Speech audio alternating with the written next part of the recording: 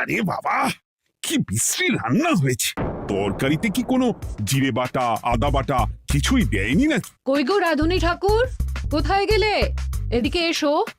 বলুন রানীমা। বলছি, তুমি তো রাজবাড়িতে দীর্ঘদিন ধরেই রান্না করছো, কিন্তু ইদানিং তোমার রান্না এত বেস্বাদ লাগছে কেন? সে তো আমি বলতে পারবো না, আমি তো আগের মতনই রান্না করি। ছোট মুখে বড় কথা বলছি, আমি কিছু বলতে চাই রানীমা। এই, তুই আবার পাকামো করতে এসছিস কেন রে? তোকে কি রানীমা ডেকেছেন নাকি? আহ, কি বলতে চাইছে শুনেই দেখি না, বলো। রানীমা, এখন আর রাধুনী ঠাকুর আগের মতো যত্ন নিয়ে রান্না করেন না। রান্নাঘরে পড়ে পড়ে ঘুমোয় আর তাড়াহুড়ো করে কোনো রকমে রান্না করে দেন। একদম বাজে কথা বলবি না। বাজে কথা না রানীমা, শিলনোড়ায় বাটতে ওনার কষ্ট হবে বলে আজকাল রাধুনী ঠাকুর শুধু জিরে ফোড়ন দিয়ে রান্না করেন। এত বেতন দিয়ে তোমাকে রাখা হয় কি এই ফাঁকিবাজির জন্যে? কি মানে ভুল হয়ে গেছে। এর যদি এই ভুল করার ইচ্ছে হয় তাহলে তল্পি তল্পা গুটিয়ে বাড়ি গিয়ে ভুল করো, মনে থাকবে? মনে থাকবে মহারাজ। কি হচ্ছে বলো তো রানী? সকালে বাগানে পায়চারি করছিলাম, দেখি মালি একটা গাছেও জল দেয়নি। এই গরমে জল না পেলে যে গাছপালাগুলো মরে যাবে। সবাইকে এবার মনে হচ্ছে বলে বলে কাজ করাতে হবে।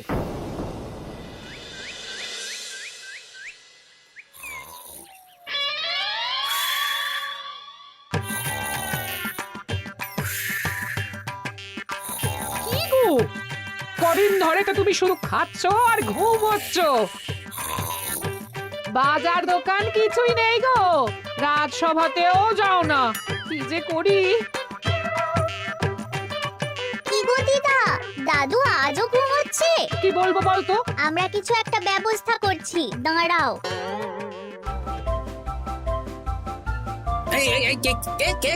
ওঠো দাদু, আর কত ঘুমে? কুড়েমির একটা সীমা থাকে। ওঠো বলছি, ওঠো, ওঠো না। আমি বুঝতে পারছি বাড়ির কাজ, বাজার দোকান এসব না করার জন্য তুমি পড়ে পড়ে ঘুমোচ্ছ। দাদু কাছে ফাঁকি দিচ্ছে দিদা। দে পুটি, আর সরসরি দে, দে।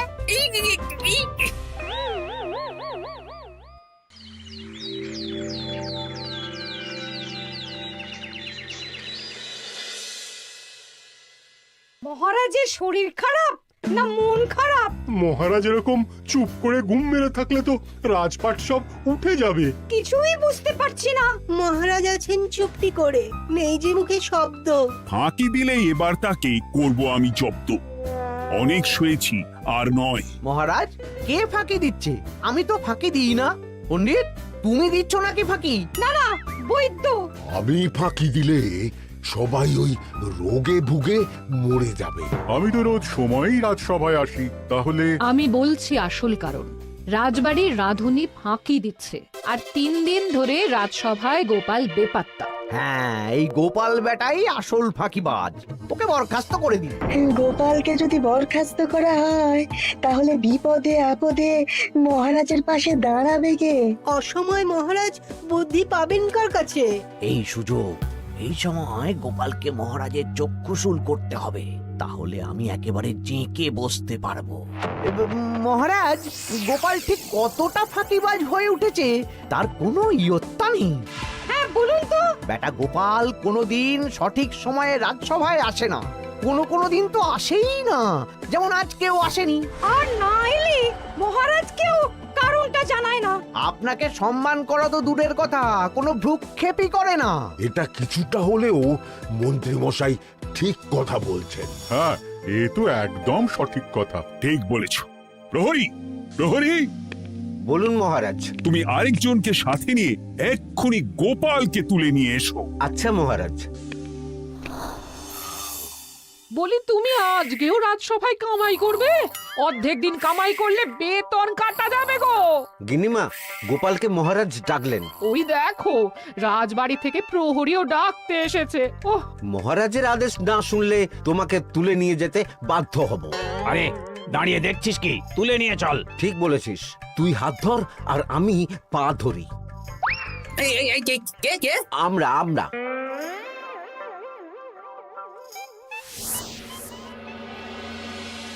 এসব কি গোপাল? তুমি বাড়িতে আছো, ঘুমোচ্ছ, অথচ রাজসভায় আসছো না, কি ব্যাপার?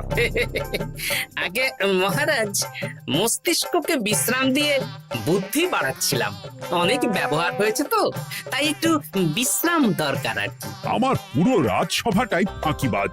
আমি সবাইকেই বিদায় করব, আর গোপালকেও। এই সেরেছে, আমি ফাঁকিবাজ নই মহারাজ। আমি খোঁজ নিয়ে দেখেছি, সবাই কম বেশি গায়ে হাওয়া লাগিয়ে ঘুরছে। মহারাজ, আমি তো নদীর পাড়ে বসে শীতল হাওয়া গায়ে লাগাই, তবেই তো ঢেউয়ের মতো আমার ছন্দ আসে। কেউ ফাঁকিবাজ না মহারাজ, আসল ফাঁকিবাজ গোপাল। মহারাজ, আমি যদি দরকারে আপনাকে বুদ্ধি দিয়ে, ফাঁকা সময়ে বিশ্রাম দিয়ে ফাঁকিবাজ হই, তাহলে মন্ত্রী মহা ফাঁকিবাজ। কারণ মন্ত্রীর কাজ রাজাকে বুদ্ধি দেওয়া, তা তিনি করেন না বলেই আমাকে দরকার পড়ে। আমি তো ভাঁড়, আমি শুধু হাসাবো, এটাই আমার কাজ।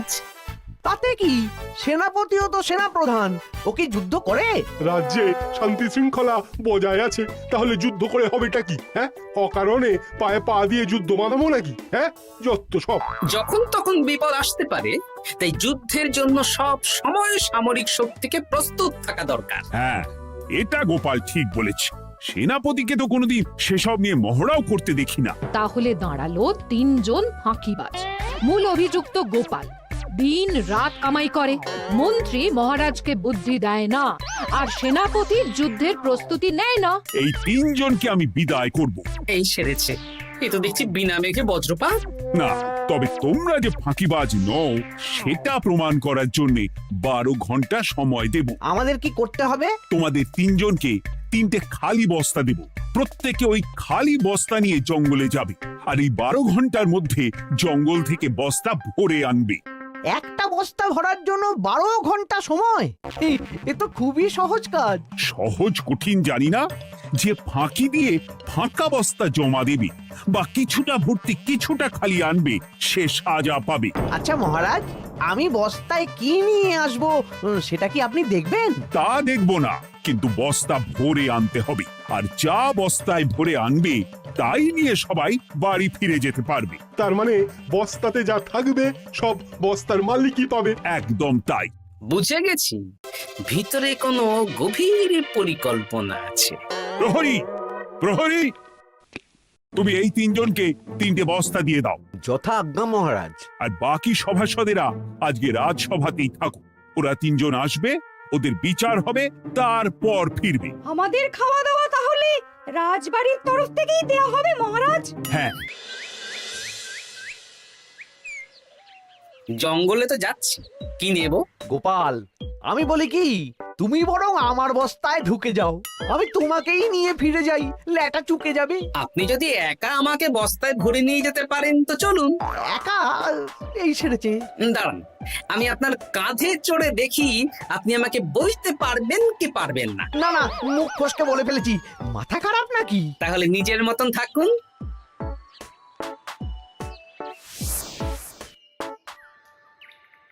এমন কি বা আছে এই জঙ্গলে?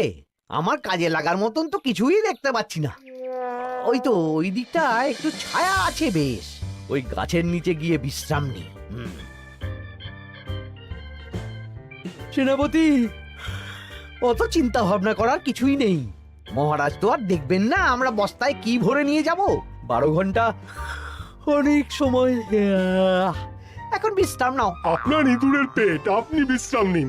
দেখি জঙ্গলে থেকে কিছু ফল পেড়ে আগে খাই, তারপর না হয় ওই বস্তাটা ওই ফলমূলের খোসা আর মাটিতে পড়ে থাকা পাতা দিয়ে ভরিয়ে মহারাজের কাছে নিয়ে যাব। হ্যাঁ, বস্তা যখন বাড়ি নিয়েই যেতে পারবো, তাহলে বনের সব থেকে ভালো ভালো ফলগুলো আগে ভরে নি। গিন্নিকে এবার বলবো, বাজার আনি না তো কি হয়েছে, দেখো কত ফল এনেছি। যাই, এর থেকে কিছু মহারাজকে ভেট দেব, মহারাজ বেশ খুশি হবেন।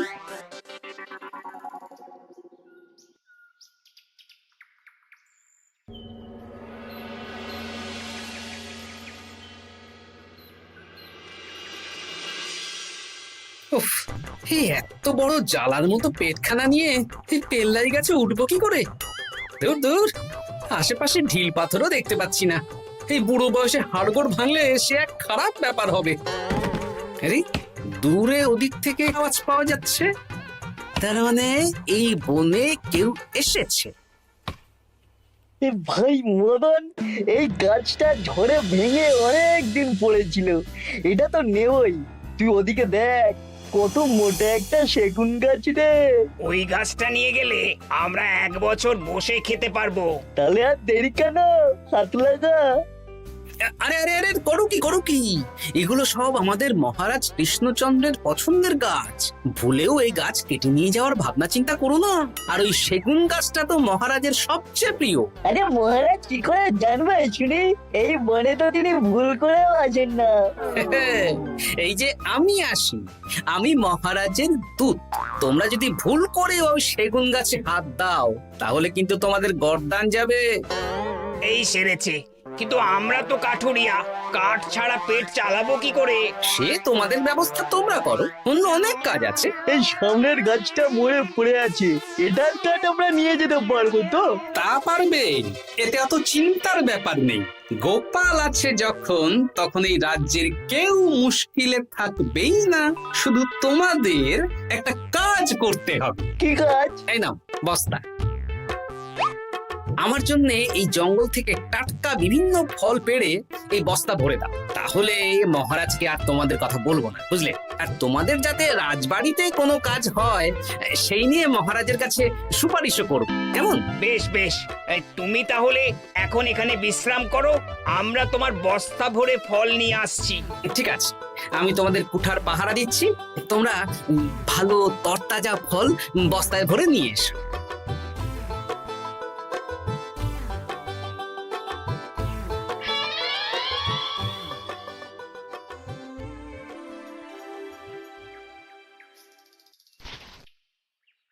ব্যাস ব্যাস ব্যাস, আমার বস্তায় পাতা ভরা হয়ে গেল, এবার যেতে হবে। আমারও বস্তা ভরা হয়ে গেছে মন্ত্রী মশাই। হ্যাঁ, কটা ফল খেলাম আর কটা ভরে নিলাম, আর বাকি জঙ্গলের পাতা ভরে ফেলেছি। হ্যাঁ, আবার কি কি ভরেছি আর কি ভরিনি সেসব তো মহারাজ আর দেখতে যাবেন না। তাহলে আর দেরি কেন, চলুন হাঁটি হাঁটি পা পা করে এগিয়ে যাই। গোপালকে তো দেখতে পাচ্ছি না। ও বেটা যা কুঁড়ে, হয়তো এখানে এসেও ঘুমিয়ে পড়েছে। আবার কালকে সকালবেলা উঠবে।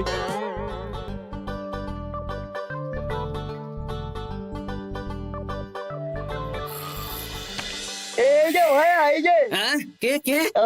আমরা। ও বলো, বস্তা ভরে এনেছো? হ্যাঁ, ভরে এনেছি। তাহলে চলো রাজসভায় যাই, তোমাদের একেবারে মহারাজের সাথে পরিচয়ও করিয়ে দেবো, কাজের ব্যাপারেও বলো। চলুন। চলো চলো চলো।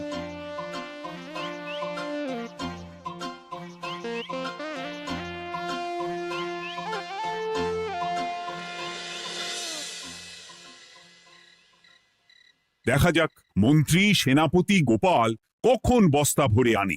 এই তো চলে এসেছি, বিশ্রাম নিলাম, বস্তাও ভরে ফেললাম। এই দেখুন মহারাজ, আমিও বস্তা ভরে এনেছি। বাহ, তোমাদের বস্তা দেখে তো মনে হচ্ছে খুব হালকা। হ্যাঁ, আপনি যখন আমাদের বস্তা ভরে কি এনেছি সেটা দেখবেন না, তখন অত খাটাখাটনি করে কি লাভ মহারাজ? কিন্তু গোপালের এখনো অবধি দেখা নেই, ও কি সোনা গয়না ভরে আনছে? গোপাল যা কুঁড়ে আর ঘুম কাতুরে, হয়তো জঙ্গলেও ঘুমিয়েই পড়েছে। মহারাজ, আপনি একটা কাজ করুন, আমাকে আর মন্ত্রী মশাইকে যুগ্মভাবে বিজয়ী ঘোষণা করে দিন, ব্যাস। এত তাড়া কিসের? বাবা বাবা বাবা বাবা, তোমরা তিনজনেই বস্তা ভরে এনেছো, আমি খুব খুশি। আমার কথা শুনে কাজ করেছো, তোমরা তিনজনেই বিজয়ী। এবার বাড়ি যাও, যাও। গোপাল কি করে বিজয়ী হয় মহারাজ? এই বস্তা ভরে নিয়ে আসাতেও তো ওর ফাঁকিবাজি ধরা পড়ছে। কিসের ফাঁকিবাজি? এই যে দুটো লোক তোমার হয়ে বস্তা বয়ে আনলো, সে তো মহারাজ সহ আমরা সবাই দেখতেই পেলাম। তা তো ঠিক, গোপাল নিজে হাতে বস্তা ভরে আনেনি। মহারাজ বস্তা ভরে আনতে বলেছেন, আমি এনেছি, এখানেই কথা শেষ। আমি কাকে দিয়ে বস্তা ভরালাম, কে আমাকে সাহায্য করলো, সেসব তো কোনো শর্ত আরোপ করা ছিল না। কিন্তু পরীক্ষাটা তো কে ফাঁকিবাজ সেটা প্রমাণ করার পরীক্ষা। এখানে তো তুমি ফাঁকি দিলে গোপাল। এটাও ঠিক কথা, তাহলে গোপালের শাস্তি পাওয়া উচিত। মহারাজ, আপনার শর্ত ছিল সেই ফাঁকিবাজ বলে প্রমাণিত হবে যে বস্তা খালি আনবে। এইখানে আপনি একটা ছোট্ট ভুল করেছেন মহারাজ। বস্তায় কি আছে সেটা দেখবেন না, আগেই বলে দিয়েছেন। তা তো বলেছি। আপনি নিশ্চয় জানেন পাঠশালায় কিছু ছাত্রছাত্রী থাকে যারা পড়ার বইয়ে মুখ গুজে বসে থাকলেও পড়ায় তাদের মন থাকে না, মাথাতেও পড়া ঢোকে না, তাই সেই পড়া তাদের কোনো কাজে লাগে না। কি পণ্ডিত মশাই, এদেরকেই তো বলে ফাঁকিবাজ। বিলক্ষণ, এরাই ফাঁকিবাজ। ধন্যবাদ। তেমনি আমি যদি বলি সেনাপতি আর মন্ত্রী মশাই ওই ফাঁকিবাজদের মতনই ফাঁকি দিয়ে বস্তা ভরেছে, তাই ওদের বস্তা এত হালকা। সে তো আমি বুঝতেই পারছি। কিন্তু আমার বস্তায় যা জিনিস ভরে এনেছি তা একার পক্ষে সংগ্রহ করা মুশকিল ছিল, তাই আমি দুজনের সহযোগিতা নিয়েছি। মহারাজ, আপনি কি বস্তা খুলে দেখবেন নাকি? না না, আমি খুলে দেখলে আমার কথার খেলাপ হবে। এবার তো দেখছি আবার তিনজনের পরীক্ষা নিতে হবে। হ্যাঁ, নইলে প্রকৃত ফাঁকিবাজ কে সেটা প্রমাণ হবে না। কিন্তু ফাঁকিবাজ ধরার উপায় কি? মহারাজ, আমরা বরং আমাদের বস্তা নিয়ে বাড়ি না গিয়ে একদিন কারাগারেই থাকি, আর তাতেই প্রমাণ হবে এই বস্তায় সত্যি কি আছে যা আমাদের নিজেদের কাজে লাগবে। এটা ভালো বুদ্ধি। মহারাজ তখনই কারাগার থেকে আমাদের মুক্ত করবেন যখন আমরা আর থাকতে না পেরে ডাক দেব, আর যে আগে বেরোতে চাইবে সে সব থেকে বড় ফাঁকিবাজ, মানে যে আগু পিছু না ভেবে কাজ করে। বেশ, তাহলে তাই হোক। মহারাজ, কারাগারে শুধু জল ছাড়া আর কিচ্ছু দেওয়া হবে না, কারণ বস্তায় তো আর জল থাকতে পারে না। না না, তা কি করে হয়? শুধু জল? হ্যাঁ, আমি তো লোককে দিয়ে বস্তা ভরিয়েছি। আপনারা নিজে কি এমন কাজের জিনিস ভরেছেন সেটাই প্রমাণ হবে। বেশ, তাহলে তোমরা কারাগারে যাও। প্রহরী, ব্যবস্থা করো। আর এই দুজন কাঠুরিয়া বেশ কর্মঠ মহারাজ, যদি কোনো রাজবাড়ির কাজ থাকে এদের দিয়ে করাতে পারেন। আমার বাগানের মালিটা খুব ফাঁকি দিচ্ছে, তাহলে ওদের সাথে কথা বলে নিচ্ছি। যাও যাও, তোমরা কারাগারে যাও।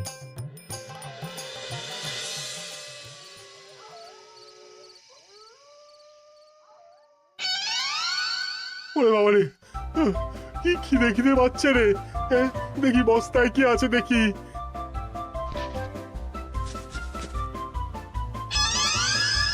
দু একটা পচা ফল, দেখি দেখি একটু ভালো আছে। এটা একটু ভালো আছে, হ্যাঁ এটাই খাই, হ্যাঁ এটাই খাই।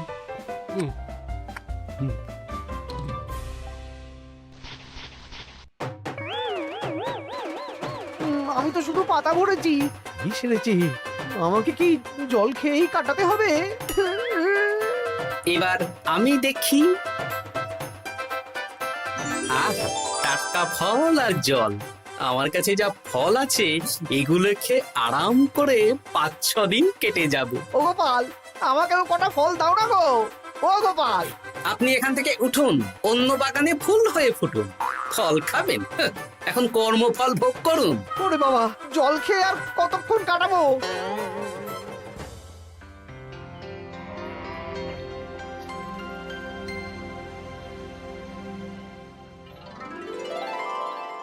উফ, পেটটা চুই করছে, কি খিদে পেয়েছে না। আমি আমি বাড়ি যাব। আপনি বাড়ি যাবেন? তাহলে বেরিয়ে আসুন, বেরিয়ে আসুন। বেটা গোপাল কায়দা করে এমন শর্ত দিতে বললো, পুরো ফেঁসে গেলাম। আমারও তো খাওয়ার মতন তেমন কিছু নেই, আমিও এখানে থাকবো না। আমি এখানেই আছি, ফল খাবো, জল খাবো, আর প্রকৃতির ডাক এলে একটু বাইরে যাব।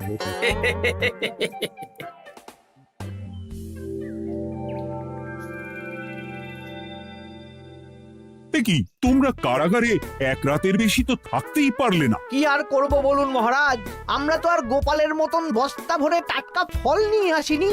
বেটা গোপাল আমাদের দেখিয়ে দেখিয়ে ফল খাচ্ছিল, অতি আমাদের খিদে আরো বেড়ে যাচ্ছিল। তাহলে এরা দুজনে তো হার মেনে নিল। গোপাল কি করছে? গোপাল খাচ্ছে আর ঘুমোচ্ছে। ওকেও নিয়ে এসো। আচ্ছা মহারাজ। একই মহারাজ, আমার তো এখনো বাইরে আসার ইচ্ছে হয়নি। কি আর করা যাবে, ওরা হার মেনে নিয়েছে, তার মানে তুমি জয়ী হয়ে গেলে গোপাল। আমার বস্তায় ভরে অনেক ফল এনেছিলাম, এখনো অনেক আছে। আপনি তাহলে বাকি ফলগুলো নিয়ে নিন। তাহলে তো এটাই প্রমাণ হলো গোপাল কাজের সময় ফাঁকিবাজি দেয় না, শুধু বুদ্ধি বাড়ানোর জন্য একটু বেশি ঘুমোয়। এই নাও গোপাল, তোমার উপহার।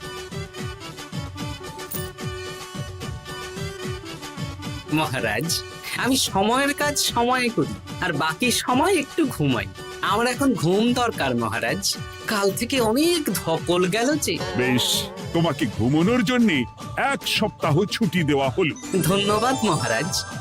কি সেনাপতি আর মন্ত্রীমশাই, এবার বুঝলেন তো, ফাঁকি দিলেই ফাঁকে পড়তে হয়, তাই কাজ করলে ভেবে চিন্তে করুন। চলি, খুব ঘুম পাচ্ছে।